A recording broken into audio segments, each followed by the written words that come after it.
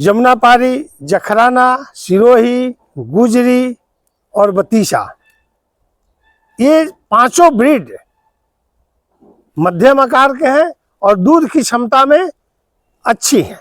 ये 4-5 नस्लें जो हैं, इनके द्वारा अगर हम अपने ब्लैक बंगाल बकरियों का मीटिंग कराते हैं तो आने वाला जो जनरेशन है हमारे बकरियों के बच्चे का, वो मध्यम आकार की बकरी तैयार हो सकती है, क्योंकि उसमें ब्रीडर का और बकरी का दोनों का 50-50% अंश आएगा।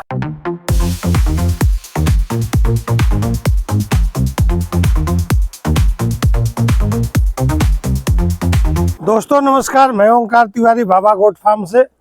बकरी पालन जैसा कि आप जानते ही हैं, बहुत ही मुनाफे का व्यवसाय है। मुनाफे का व्यवसाय तब है जब हम इसके हर एक पहलू का जानकारी रखते हैं। ऐसा नहीं है कि बिना जानकारी के, बिना अनुभव के आप इसमें सफल हो सकते हैं। हर एक प्रशिक्षण में बताया जाता है, सभी अनुभवी लोग का यही कहना भी है कि बकरी पालन अगर शुरुआत करते हैं तो सबसे पहले अपने क्षेत्रीय बकरी से करें।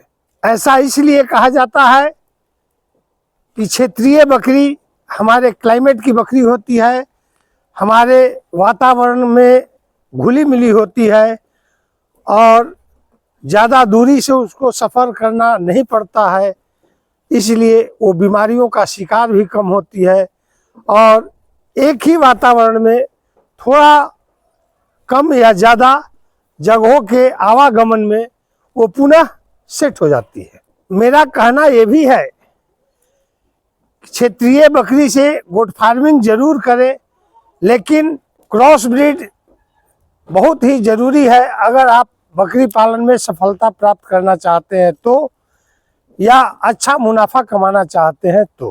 क्योंकि जैसा कि हमारा क्षेत्रीय बकरी ब्लैक बंगाल है और ब्लैक बंगाल बकरी अक्सर ग्रामीण इलाकों में छोटा होते जा रहा है, छोटा पाया जा रहा है।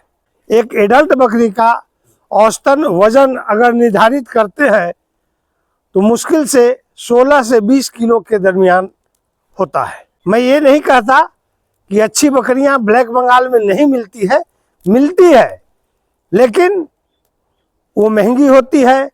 और जिस पशुपालक भाई के पास अच्छी ब्लैक बंगाल की बकरी है, वो सेल करना नहीं चाहते हैं, वो बेचना नहीं चाहते हैं, क्योंकि जिस औसतन मूल्य में वो बेचना चाहते हैं उनको मूल्य नहीं मिलता है। क्योंकि मंडी में, बाजार में औसतन बकरियां 4 से 5 हज़ार में पाई जा रही है और अगर एक अच्छी बकरी का कीमत किसान 8,000 रुपया मांगता है, 10,000 रुपया मांगता है, तो उन्हें महंगा दिखता है।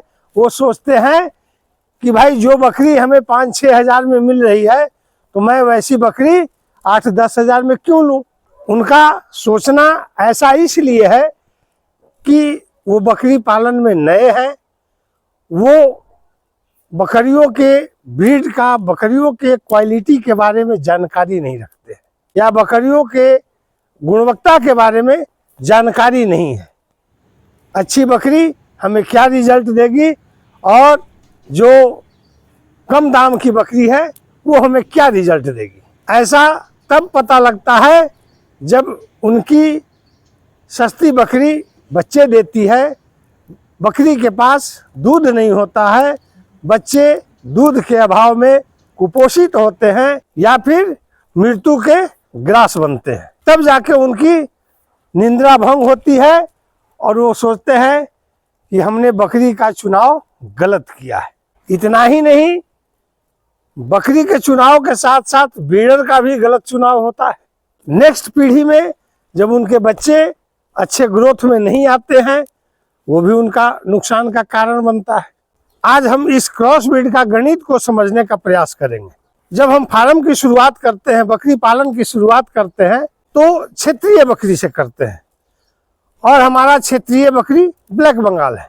तो हमें ब्रीडर का जो सिलेक्शन करना है वो ऐसा ब्रीडर का सिलेक्शन करना है जो हमारे ब्लैक बंगाल बकरी के समतुल्य से थोड़ा ज़्यादा बड़ा हो।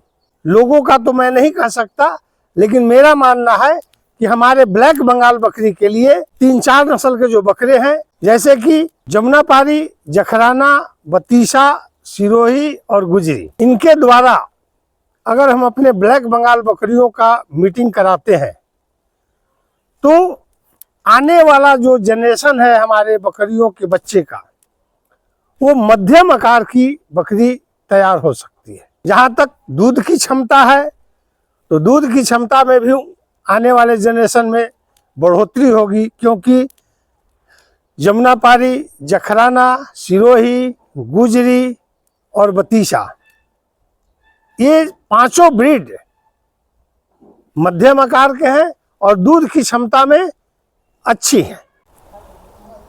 इन पांचों में से कोई एक ब्रीडर के द्वारा अगर हम ब्लैक बंगाल बकरी का मीटिंग कराते हैं तो उसमें ब्रीडर का और बकरी का दोनों का 50-50% अंश आएगा। अब हम सेकंड जनरेशन में चलते हैं, जहाँ पे हमारे पाठी के रूप में 50-50% की बच्चे आए हैं। उनको हम फिर इन्हीं पांचों में से कोई एक ब्रीडर का सिलेक्शन करके उनसे हम इनका मीटिंग कराते हैं। बकरी जिसमें 50-50 दोनों का अंश है, उनका 25%, और जो ब्रीडर हम सेकंड चांस में ओरिजिनल इस्तेमाल करेंगे उनका 50%। तो तीसरा जनरेशन जो हमारा बच्चा आएगा वो लगभग 70-75% बच्चा आता है, जिसमें बड़े नस्ल का गुणवत्ता 50% होगा और क्रॉस ब्रीड यानी ब्लैक बंगाल के द्वारा जो बच्चा आया था उस ब्लैक बंगाल के अंश का 25% आएगा। तीसरे जनरेशन में जब हम 75% वाले पठिया का हम फिर से किसी इन पांचों में से कोई ब्रीड से मीटिंग कराते हैं, तो फिर 75 जो हमारा नस्ल था पठिया का, उससे 30-35% और फिर 100% ब्रीडर से हमें 50% मिलता है। यानी कि कुल मिला के बड़े नस्ल का उसमें गुणवत्ता लगभग 80% प्लस हो जाएगा। अगर कोई बकरी पालक भाई इन चीज़ों को आजमाए, इस्तेमाल करे, तब लगभग 28 महीने या 30 महीने में एक ब्लैक बंगाल बकरी के सफ़र से चल करके वो बड़े नस्लों के बकरी तक आ सकते हैं। दोस्तों, मैं ये गणित इसलिए बता रहा हूँ कि बड़े नस्ल की बकरियाँ जब हम खरीदने जाते हैं तो हमें काफ़ी महंगा साबित होता है, और हर कोई का हिम्मत नहीं है, हर कोई का आर्थिक स्थिति मजबूत नहीं है कि बड़े नस्ल का फार्मिंग शुरू कर सके। जितना मेहनत हम ब्लैक बंगाल पे करते हैं उतना ही मेहनत हमें बड़े नस्ल की बकरी पे भी करनी पड़ती है। जितना खर्च ब्लैक बंगाल पे हम करते हैं उतना ही खर्च बड़े नस्ल की भी बकरी पे करते हैं, या हो सकता है उससे कुछ फीड मैनेजमेंट में ज़्यादा खर्च हो। लेकिन कुछ ज़्यादा खर्च करने के बाद मुनाफा हमें बहुत ही ज़्यादा मिलता है। एक ब्लैक बंगाल का खस्सी लगभग 1 से 1.5 साल में 20 किलो तैयार होता है।